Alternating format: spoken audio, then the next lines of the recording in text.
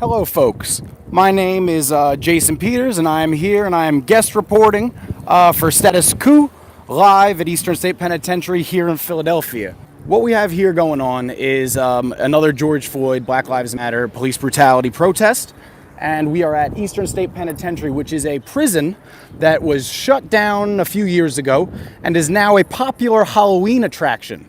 And much like they gentrified the prison, they have also been gentrifying the neighborhood of Fairmount, where it is located.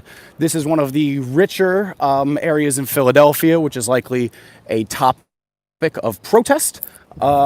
This protest is set up by the Free People Strike and the Free People Movement, which is a group of 12 people on a hunger strike that are hunger striking for people in prison to get them out of prison.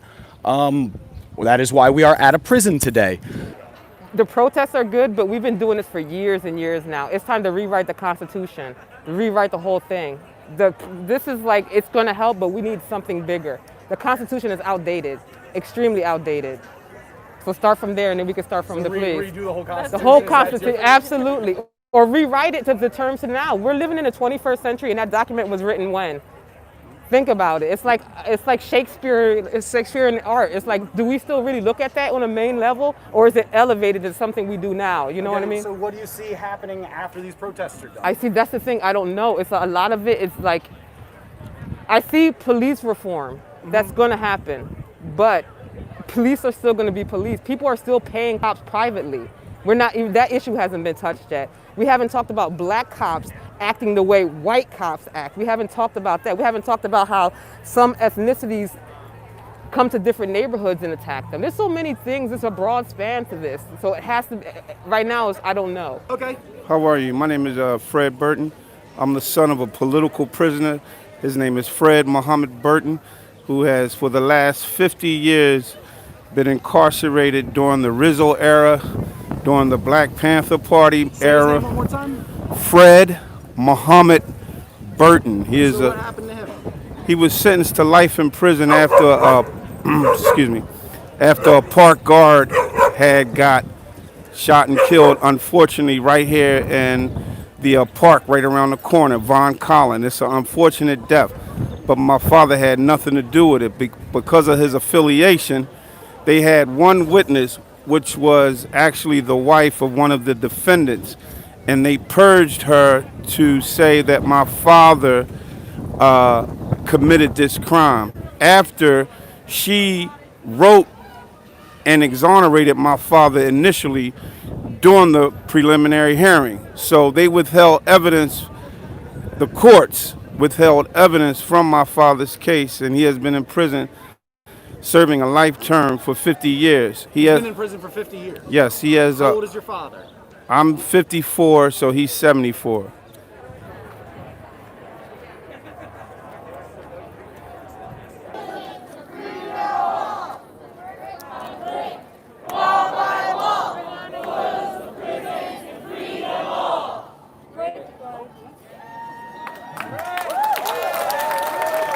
We have letters from those behind the walls that begged us, right? We have signatures of those begging us for their help. So we thank all y'all for coming out here today to help us help them. Free Mumia! Free Mumia! Free Mumia! Free Mumia! Free him now! Free him now! Free him now! Free him now! We're gonna shut him down! Shut him down! Free Mumia! Free Mumia! Free him now! Free him now! Here in the city of Philadelphia, you don't get a clearer example.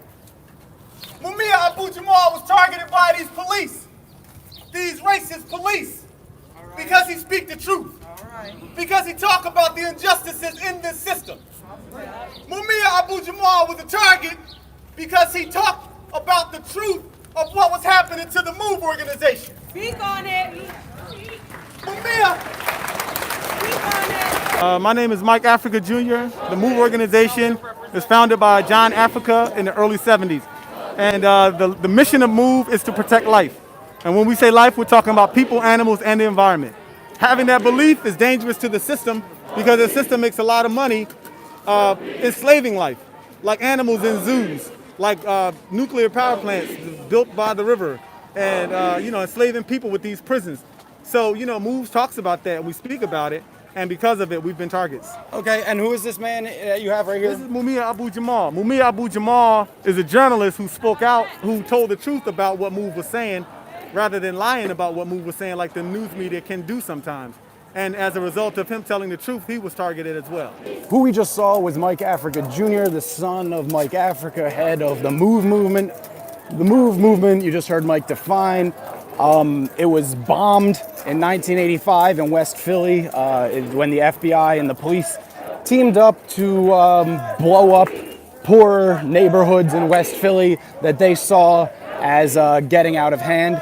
Now we are marching through the gentrified neighborhood of Fairmount, about, I'd say 2,000, 3,000 people. Yes, my name is Dana Lomax Williams. I'm representing CABI, Coalition to Abolish Death by Incarceration of Delco. And Governor Wolf is a wolf in sheep's clothing. I think that's awesome. That's what he's demonstrated, because he has the authority and the ability to only put a signature on a piece of paper. And he refuses. He refuses. He is in jeopardy of all those who are behind the walls that are subject to COVID-19 getting it. He's giving them a death sentence. It's just not right. It's just not cool. And what is the name of the organization that you're with again? CABI Delco, Coalition to Abolish Death by Incarceration.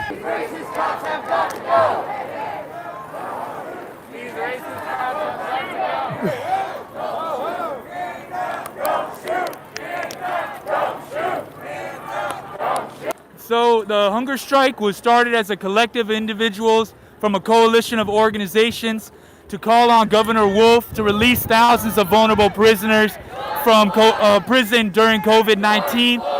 We've endorsed demands and we've sent them to Governor Wolf, and he has yet to respond. How do you feel about supposedly having a progressive mayor like Mayor Kenny, but having the city still go through problems like this? Well, we've seen over 400 people arrested in the protests these past few weeks.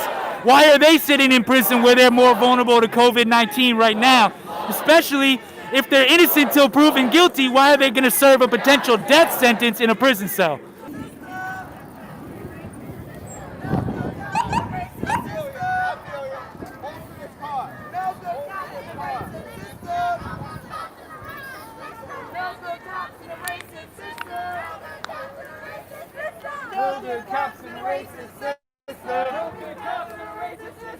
Well, I think it's a tone deafness on the part of the mayor to think that it's okay to cut everything else, vital services to every community, but yet want to increase funding to the police, possibly as much as $19 million. It's just, you obviously aren't listening to your community, because your community's saying defund the police.